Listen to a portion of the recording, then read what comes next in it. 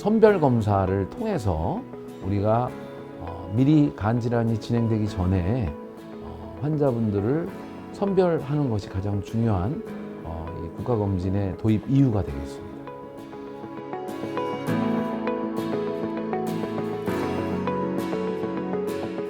네, 안녕하세요. 순천향대학교 서울병원 소화기내과 장재영 교수입니다.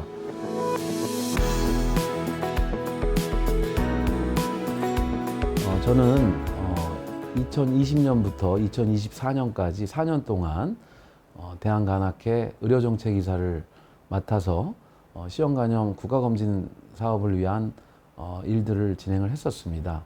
오늘 이렇게 시형간염 국가검진에 대해서 말씀드릴 기회가 있어서 매우 기쁘게 생각합니다.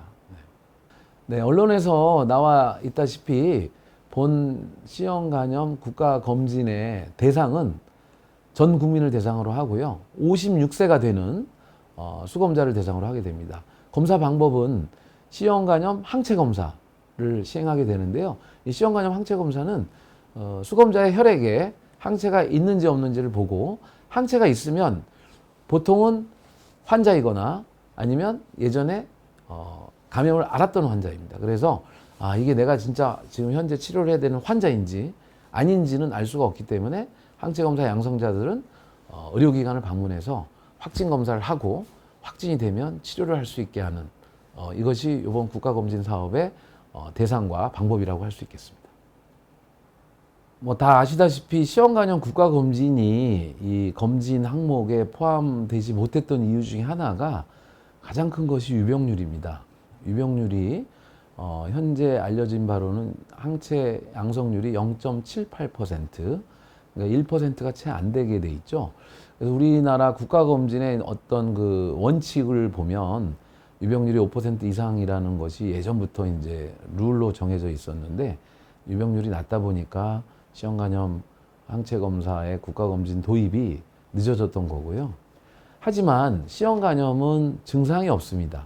그러니까 간염 환자들이 대부분이 증상이 없고 나중에 이제 중요한 것이 이 시형간염 자체가 만성 간질환을 유발하고 간경변증, 간암이 발생했을 때 본인이 인지를 하기 때문에 이미 때가 늦어서 많은 환자분들이 시형간염으로 해서 목숨을 잃을 수가 있습니다. 그래서 결국은 이런 선별 검사를 통해서 우리가 미리 간 질환이 진행되기 전에 환자분들을 선별하는 것이 가장 중요한 이 국가검진의 도입 이유가 되겠습니다.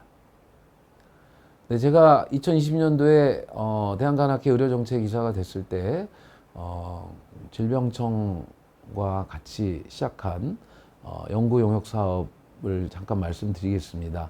첫 번째 2020년도에 시행한 국가검진 시범 사업이 있습니다. 이거는 올해 저희가 공표가 된 56세 연령과 똑같은 나이에 그 수검자들을 대상으로 해서 전 국민을 대상으로 해서 56세가 되는 나이의 환자분들한테 2020년 9월 달부터 12월 달까지 항체 검사를 받을 수 있게끔 안내를 하고 그 중에서 한 10만 명 가량이 이 검사를 받았고요. 그래서 이 환자들을 저희가 이제 발굴해서 치료한 시범 사업이 하나가 있고요. 둘째는 이제 이 시범 사업의 결국 목표는 과연 이 시범 사업 국가 검진이 경제적으로 효과가 있는지를 보았는데 경제성 분석 면에서 굉장히 비용 효과적이다라는 결론을 얻었지만 질병관리청에서는 조금 더 그거를 보완할 수 있는 연구를 하자라는 제안을 주셔서 이거에 대한 그 경제성 평가를 좀 더 정밀하게 분석을 하고 그다음에 문헌 고찰을 통해서 과연 이 시형간염 국가검진이 우리 국민들한테 정말 도움이 되는지를 또 평가를 했었고요.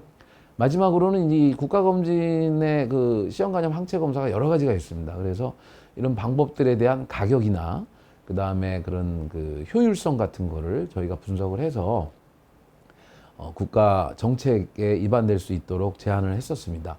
그리고 이제 2022년도에 또 같은 연구 선상에서 했는데요. 그거는 이제 링키지 투 케어라 그래서 이 진단을 받은 사람들이 치료를 바로 연계할 수 있는 그런 효율성만을 증가시키는 부분에 대해서 연구를 했습니다. 그래서 어떻게 하는 것이 항체 양성으로 나온 환자분들을 병원으로 가서 확진 검사까지 받고 그리고 치료까지 연계하냐를 저희가 연구를 했었고요. 여기에 대한 그 데이터들을 저희가 이제 정리해서 보고서에 담아냈습니다. 사실 이제 국가검진을 저희가 계속 중요하다고 외쳤지만 이제 이게 통과가 안 됐었는데요. WHO에서는 불과 이제 저희 검진 이게 통과되기 한 2, 3년 전에 우리나라는 국가검진이 없기 때문에 시형 간염 박멸이 2030년까지 불가능한 나라로 이제 분류가 됐었습니다. 하지만 이제 이런 정책이 도입됨으로써 2030년은 아니지만 저희가 다른 그 선진국들과 비교해서 손색 없을 정도로 시형 간염의 퇴치를 앞당길 수 있을 것으로 생각이 됩니다. 예, 제가 이거는 굉장히 그 중요하다고 생각하는 질문인데요. 제가 홍보이사를 이제 2016년도, 17년도에 했었는데, 대국민 홍보가 이제 결국 중요한 게 바이러스 간염에 대한 인지도, 비형 간염, 시형 간염에 대한 인지도를 올리려고 많은 그 홍보를 했습니다. 하지만 이게 결과적으로 보면요, 이 10년 전에 했던 저희의 어떤 그런 여론조사, 그 다음에 10년이 지난 후에 인지도에 대한 그런 설문조사를 해보면 크게 차이가 없습니다. 이 얘기는 결국은 지속적으로 좀 더 효과적인 방법으로 이 바이러스 간염에 대한 인지율을 높여야 된다. 즉, 국가적으로, 그 다음에 이런 언론 관계자분들께서 지속적으로 관심을 갖고 홍보를 해야지 이게 그나마 조금 올라갈 수 있다는 걸 느꼈고요.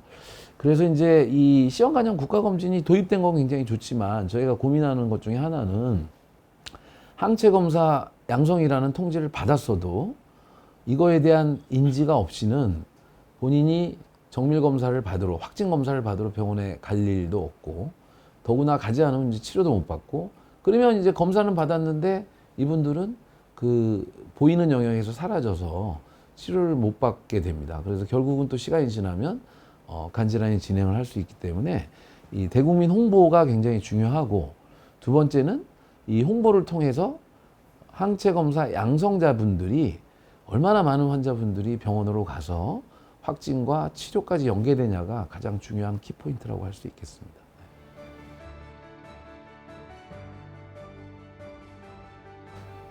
네, 시형 간염 국가검진 사업이 이렇게 될 수 있게끔 정부에서 이런 그 저희 질병청과 간학회의 이런 어떤 데이터들을 다 이렇게 받아주시고 승인해 주셔서 그건 굉장히 감사하게 생각합니다.